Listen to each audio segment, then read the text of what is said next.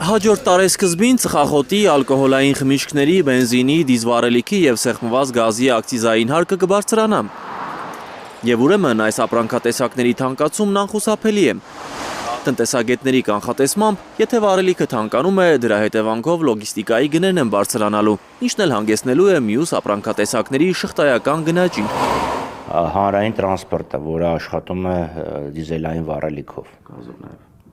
Եվ գազով և դիզելային վառելիքով, էլի թանկելու, կրկնում եմ, վառելիքի թանկացումը բերում է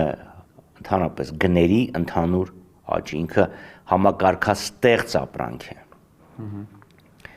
Այնպես որ իրենց ընդունված որոշման համաձայն սպասենք, որ շատ շուտով գները կբարձրանան։ Բարև ձեզ, հարգելի գործընկերներ, Խորհրդարանական ընտրություններից 4 օր անց հունիսի 11-ի կառավարության նիստում չզեկուցվող հարցերի փաթեթով է հաստատվել հարկային օրենսգրքում փոփոխություններ կատարելու ակցիզային հարկի բարձրացման մասին օրենքի նախագիծը։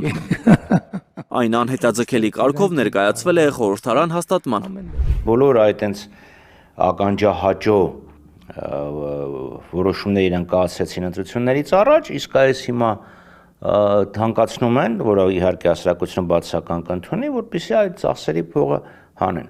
Հիմա որ ճիշտ նշեցիք, այսինքն մի բան ավելացրեցին կենսաթոշակը մի քիչ, բայց